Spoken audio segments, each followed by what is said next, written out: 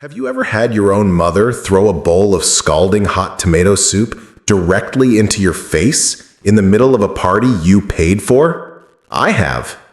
Last summer, standing in the garden of the 3-bedroom house I bought with 10 years of double nursing shifts, I stood dripping with red soup while 60 guests watched in silence. My skin was burning, but what my dad said next hurt far more than the heat. With soup still running down my dress, my father raised his beer glass and announced to the entire neighborhood, "Family decision. Starting tonight, this house is officially Liam's graduation gift." My younger brother just stood there, in his expensive suit that I bought, smirking at me. He looked me in the eye and said, "About bloody time, sis." They thought they had won. They thought they could bully me into handing over the deed to my home, just like they had bullied me out of my savings for the last decade. You see, for years, I was their bank account. I paid for Liam's tuition, his car, his rent, his lifestyle. When I finally said no, the requests turned into demands. And when the demands didn't work, they turned to blackmail. Fake medical bills, identity theft, threats to report me to the nursing board and destroy my career. They planned to humiliate me at this party. They thought if they cornered me in front of everyone, I would break. I would cry. I would sign the papers. But here is what they didn't know. I didn't scream. I didn't cry. I simply wiped the soup from my eyes, walked out of my own front door, and pulled my phone from my pocket. I didn't call a friend. I didn't call an ambulance. I dialed a number I had saved 6 months ago. A number that would end their little game forever. 2 words into the phone. It's time. What happened in the next 10 minutes didn't just ruin the party, it destroyed their entire world. This is the story of how I set a trap for my toxic family and watched them walk right into it. You are not going to believe who pulled up in the driveway next. Last summer, the 3-bedroom semi-detached house in a quiet Manchester suburb I'd bought with 10 years of double shifts and 0 holidays was packed wall to wall for my younger brother Liam's university graduation party. 60 guests, fairy lights draped across the garden patio, burgers sizzling on the barbecue, and music blasting. Everyone was acting like it was the event of the year.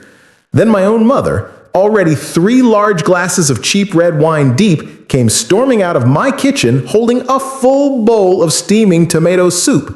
She marched straight up to me in front of everybody and screamed, "You really think this house is going to stay yours forever?" Before I could blink, she flung the entire bowl straight into my face. The burn was instant, skin on fire, soup running down my neck and chest, steam still rising. My dad raised his glass like he was giving a wedding toast and announced to the whole room, "Family decision made. Starting tonight, this house is officially Liam's graduation gift." My brother just stood there with that smug little smirk and said, loud enough for the neighbors to hear, "About bloody time, sis." The music kept playing, but every single person went dead quiet. I didn't scream. I didn't cry. I grabbed the napkin, wiped the soup off my face, walked through the frozen crowd, stepped out of my own front door, pulled my phone from my pocket, and dialed the number I'd saved 6 months earlier. 2 words into the phone. It's time. Have you ever had your own parents throw scalding soup in your face in your own house and try to take everything you worked for? Drop your story in the comments. I read every single one. And if this one makes your blood boil the way mine still does, hit that like button and share it. You're not going to believe what happened after that call. Trust me. You might think it couldn't get any worse than your own family trying to steal your home in front of everyone you know, but what happened next? That was when the real nightmare began. The first home I ever knew was a sagging terraced rental in a rundown part of Salford, back when that area still smelled of the old factories and the River Irwell carrying more litter than water. The paint peeled in long curls, the front steps sagged under any weight over a few stone, and the boiler only worked if you gave it a good kick on the left side. My dad, Dave, picked up odd building jobs when he felt like it, which wasn't often. My mom, Jean, stayed home and treated my little brother, Liam, like he was made of precious china. I was 8 the first time I realized I didn't count the same. I came home with a glowing school report, all A's, teacher's gold star on top. Mom glanced at it, nodded once, then turned back to helping Liam with his reading for the 3rd hour that day. My reward was being told to fold laundry so she could focus on him. By 12, I was the one mowing the tiny scrap of lawn with a push mower older than I was, because the money Dad brought in went straight to Liam's private tutoring. I wore hand-me-downs from the charity shop until the knees went threadbare. Liam got new trainers every season. At 16, I started waiting tables on weekends at the Greasy Spoon Cafe near the town center. Tips were cash, and I hid every pound in an old biscuit tin under my bed. When I turned 18, I sat the three of them down at the kitchen table that wobbled on three good legs and told them I was leaving for nursing school and paying my own way. Mom laughed so hard she had to wipe her eyes. "Fine," she said. "Pack your crap and don't come crying back when you're sleeping under a bridge." Dad just shrugged and went back to his beer. Liam, 8 years old and already spoiled rotten, didn't even look up from his game console. I left the next morning with a few $100, 2 changes of clothes, and an old rucksack that used to be Dad's. I crashed on my mate Sarah's sofa for the first semester. Sarah was the only person from school who didn't treat me like a charity case. She was studying IT and worked odd hours, so the sofa was usually free. I enrolled at the university, worked breakfast shifts at the cafe, lunch shifts at the campus canteen, and cleaned offices in town from 10 at night until 2 in the morning. I slept in 4-hour chunks, sometimes in the library when I missed the last bus. After 2 years, I transferred into an accelerated nursing program. Classes all day, clinical placements all night, 0 social life. I lived on vending machine coffee and whatever was left in the break room at the hospital where I started as a healthcare assistant. The day I passed my final exams at 23, I sat in my beat-up Ford Fiesta in the parking lot of the testing center and cried for the first time in 5 years because nobody was there to see it and nobody cared. I took the first staff nurse job the NHS offered me on the medical surgical ward. 12-hour shifts turned into 16 when someone called in sick, which was almost every weekend. I picked up agency gigs at care homes on my days off, bathed people who didn't know their own names, changed dressings, and held hands while families said goodbye. Every paycheck went into a high-interest savings account I opened under only my name. No joint anything, no authorized users, no mistakes. By 26, I had enough for a deposit on a tiny flat, but I kept renting a bedsit the size of a walk-in wardrobe because the mortgage on a real house felt impossible. I ran the numbers every month anyway. At 29, I got promoted to sister, which meant even more responsibility and a little more money. I still ate budget noodles some weeks so I could overpay my student loans. 30 hit. Loans gone, credit score excellent. I walked into the bank with a folder an inch thick and walked out approved for a mortgage on a 3-bedroom house with a small garden in a decent area. On closing day, the estate agent handed me the keys and said, "Congratulations." I didn't call anyone. I drove straight to the house, parked in the empty driveway, and sat on the living room floor because there was no furniture yet. Sunlight came through the bare windows and landed in perfect squares on the laminate flooring. For the first time in my entire life, something was mine alone. No one could tell me to give it to Liam, no one could kick me out, no one could take it away. I was 32 years old and I finally had a home. Liam turned 18 the same month I closed on the house. He enrolled at the local university, a 15-minute drive away if traffic was light. The first phone call came the day after enrollment. Mum's voice was already tight with tears before I even said hello. "Tuition's due Friday, £9,000. I already told them you'd handle it." I stared at the empty living room wall where I planned to hang a mirror someday and asked how much time I had. She hung up. I logged into my bank app, moved money from the emergency fund I'd labeled New Boiler, and paid the bill online before I could talk myself out of it. After that, the demands never stopped. Hall's deposit, meal plan, bus pass, a used car so we wouldn't have to get the bus, insurance, petrol money. Every time I hesitated, Mum's text turned into midnight voicemails that woke me between shifts. "You want your brother getting the bus with strangers? What kind of sister are you?" I picked up extra bank holidays, Christmas, New Year's Eve, and anything with enhanced pay. I'd come home, kick off my shoes, and transfer another few hundred before I even showered. Liam never once said thank you. He'd just post photos online from nights out in town with the caption, "Big sis stayin' winnin'." Sarah started noticing the weight loss first. We met for coffee near the hospital whenever our schedules lined up, which was not often. She slid a croissant across the table and said, "You're disappearing, Cass. They're bleeding you dry." I laughed it off, told her he was almost done. Only 3 semesters left. Then he'd get a job and everything would balance out. She didn't laugh back. I thought the financial drain was the worst of it. I was wrong. The demands were about to get much bigger and much more personal. Liam's second year, the asks got creative. A new laptop because his died right before exams. New tires after he curbed the car. A lad's holiday to Magaluf. Mom framed every single one as life or death.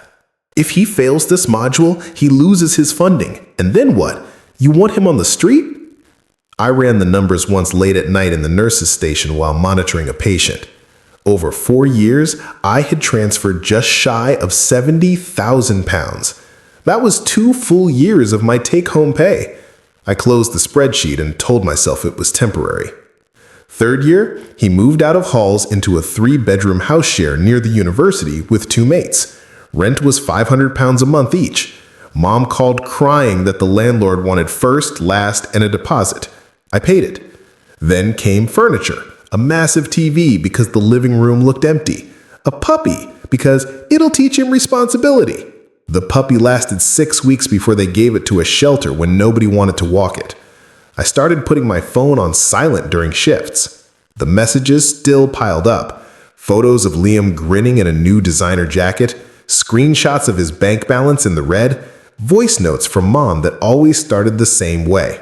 I hate asking, but followed by another request for money. Sarah cornered me in the staff car park one night. She blocked my car door and made me look her in the eye. "You're not his parent. You're not even his guardian. You're 30 and killing yourself for a kid who won't even buy you a coffee." I told her I knew what I was doing. She didn't push. But the next week, she sent me information about financial abuse. I saved it anyway. The final year started with a phone call I'll never forget. Mom didn't even say hello. She just launched in. "Your house is way too big for one person, Cassidy. Liam's graduating soon. He needs a real house, not some cramped student digs. It only makes sense for him to move in with you. We can get the deeds changed easily." I was standing in the hospital car park at 5 in the morning, still in uniform, coffee going cold in my hand. I told her no. Flat no. The line went quiet for 3 full seconds. Then she laughed the ugliest laugh I'd ever heard. "Fine, keep playing selfish. I'll report you to the Nursing and Midwifery Council myself and tell them my own daughter abandoned her vulnerable parents. Let's see how long the NHS keeps a nurse who leaves her family to rot." She hung up. 2 days later, Dad texted a photo from the local A&E. Chest pain again. Then another month later, shortness of breath. Then palpitations. Each time, the bill came straight to my email with a note. "Insurance denied this. You'll handle it, right?" I forwarded everything to Sarah without comment.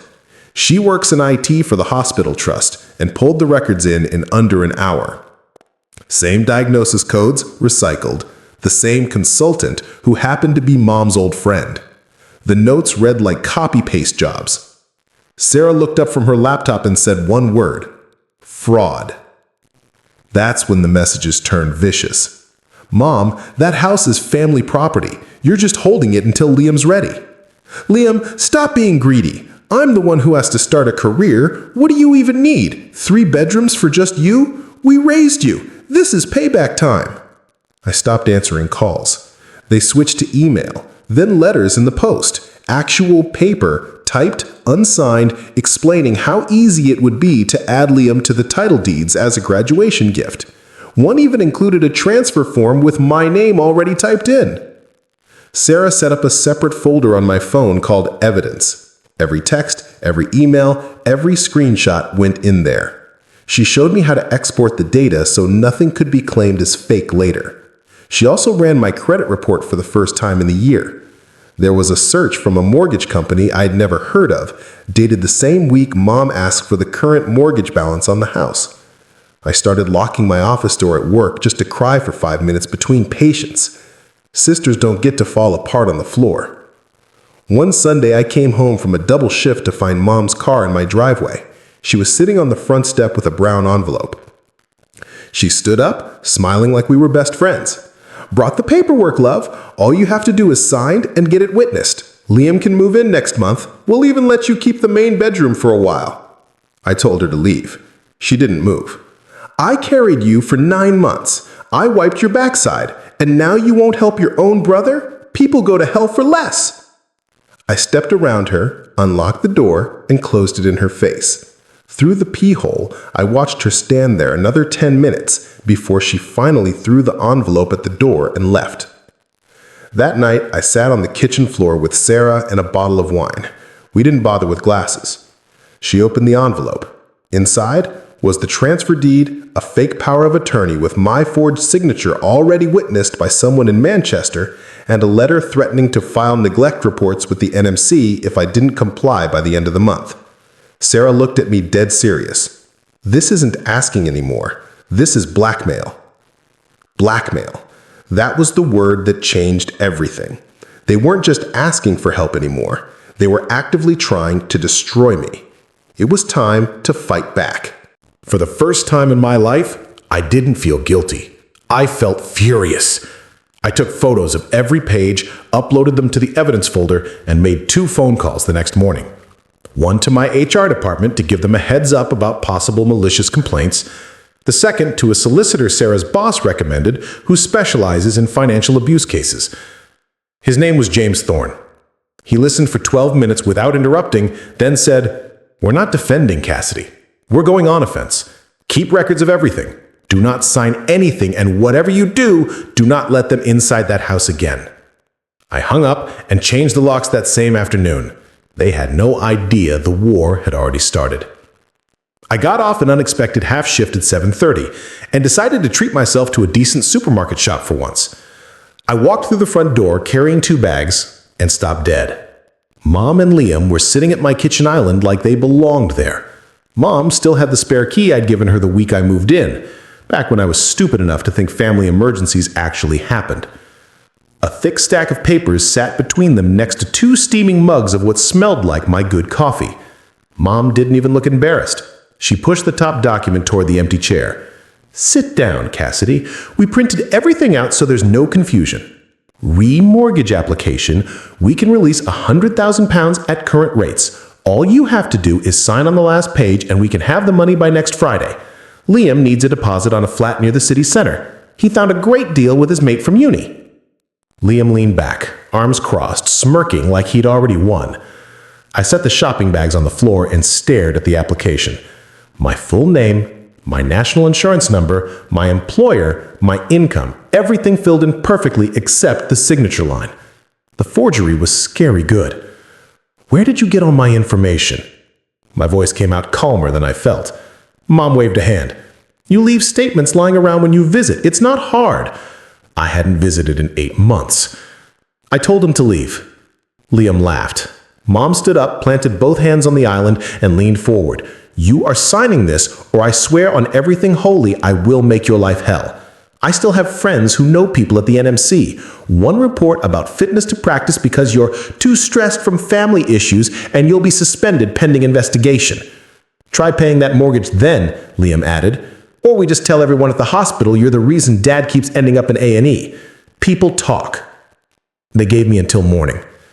I waited until their car lights disappeared down the street, locked the door, deadbolted it, then slid down the cabinets, shaking so hard I couldn't dial Sarah for 10 minutes. She was at my house in 20 minutes flat, still in her work clothes. I showed her the application. She took photos of every page, then checked my credit on her laptop right there at the island. A search from the exact lender on the form dated 3 months earlier. Another from a different bank 2 weeks ago. Sarah's face went white. They've been planning this for months. This is straight-up identity theft and attempted mortgage fraud. I called James Thorne at 9 the next morning from the car park of the local police station. He told me to come in immediately and bring everything. His office smelled of old books and furniture polish. I spread the evidence across his desk, the forged application, the fake medical records, the threatening texts, the transfer deed from the doorstep incident, the credit report showing searches I never authorized, Printouts of every transfer I'd ever made to them going back 4 years. James flipped through page after page without expression. When he finished, he leaned back and removed his glasses. Here's what we have: identity theft, attempted fraud, coercion, financial abuse, the forged medical records open up potential insurance fraud on top of everything else, and the threats against your professional registration, that's blackmail. He tapped the stack. This isn't a family disagreement anymore, Cassidy. This is criminal. He laid out the plan. First, protective registration with credit reference agencies so nobody could open anything in my name. Second, a police report filed that same day for identity theft. Third, a civil claim drafted for damages, harassment, and defamation once the criminal case started moving. Fourth, a non-molestation order ready to go the second they crossed another line. James looked me straight in the eye. They're counting on you folding because you always have. We're not giving them that option anymore. From now on, every single thing they do goes into the file. Every text, every call, every surprise visit. And when, not if, they push too far in public, we drop the hammer. I asked how long we could move. He smiled for the first time. We don't move until the stage is perfect. Liam's graduation party is in 6 weeks, correct? At your house? I nodded. Good, he said. We let them think they're winning right up until the moment they're not. You keep the spare key out of reach, you document everything, and you invite every single person they want to impress. When they make their big scene, and they will, we'll be ready. For the first time in years, I felt something stronger than guilt. I felt power. I spent the next 6 weeks building the case like it was my second job. Sarah set up secure cloud backup for all of our evidence. Every time Mom left a screaming voicemail, I saved it. Every time Liam sent a text demanding I stop being dramatic, I screenshotted it. I installed the smart doorbell camera the day after I found Mom testing the back door handle at 2 in the morning. James filed the police report quietly. The police pulled bank records, phone records, even the witness details for the fake power of attorney. Everything lined up. I kept working my shifts, kept smiling at patients, kept paying the mortgage that was still 100% in my name. And every night I went to bed knowing the trap was almost set. Graduation day arrived with perfect weather. Warm sunshine, blue sky, the flowers in my garden looking their best. Mom had insisted the party be held at my house. It was nicer than anything they could rent, and it's family. I agreed. I paid for everything. The catering, the drinks, the hired tables and chairs, the balloons and the university colors. I even hired a photographer so nobody could say I didn't celebrate my brother properly. 60+ guests filled every corner. Aunts I hadn't seen in years, Mom's friends, Dad's old mates, Liam's university friends. Everyone kept telling me how proud I must be. I smiled, refilled drinks, and waited. The stage was set. The players were all in place. All I had to do now was wait for them to make their move. And I knew exactly when it would happen. Mom started on the wine at noon. By 3 p.m., she was flushed and loud, weaving between groups, muttering the same word over and over. Fair. It's only fair. Dad stuck to his beer and stayed near the barbecue, slapping backs, ragging about his son, the graduate, like Liam had just won a Nobel Prize instead of finishing a 3-year business degree. The cake cutting was scheduled for 4:30. Chocolate with "Congratulations, Liam" written in icing. I stood off to the side, talking to Mrs. Davies from next door, when Mom disappeared into the kitchen. She came back carrying a large bowl of soup I'd made the night before because she demanded something nice. She walked straight through the crowd, steam rising, eyes locked on me. The room noise dropped a notch. People sensed it the way animals sense a storm. She stopped 3 feet away and screamed, loud enough to rattle the windows, "What the hell are you keeping this house for? Give it to your brother. He earned it." Then she swung the bowl and hurled the scalding soup straight into my face. It hit like liquid fire. Skin seared instantly. The smell of tomato filled my nose. My dress soaked through, clinging to my chest. Someone behind me gasped. A phone clattered against the patio stones. I stood frozen, dripping, pain exploding across every nerve. Dad staggered up from his chair, beer sloshing, and raised both arms. "Family meeting's been held," he bellowed, words thick. This house is now officially Liam's graduation present. Deeds get signed tonight. Liam jumped onto a bench, fists in the air, grinning like he'd won the lottery. Finally! Thanks, Mom. Thanks, Dad. Love you guys. A fork fell off someone's plate and pinged against the concrete. That was the only sound for a solid 5 seconds. 60 people stared at me. Soup dripping from my hair, skin already angry red, steam still rising off my shoulders. I didn't scream. I didn't cry. I didn't give them the satisfaction. I reached for a napkin on the nearest table, pressed it gently to my cheek, and started walking. Through the garden, past the balloons, across the lawn, every step slow and deliberate. Conversations died as I passed. Phones came out, but nobody dared speak.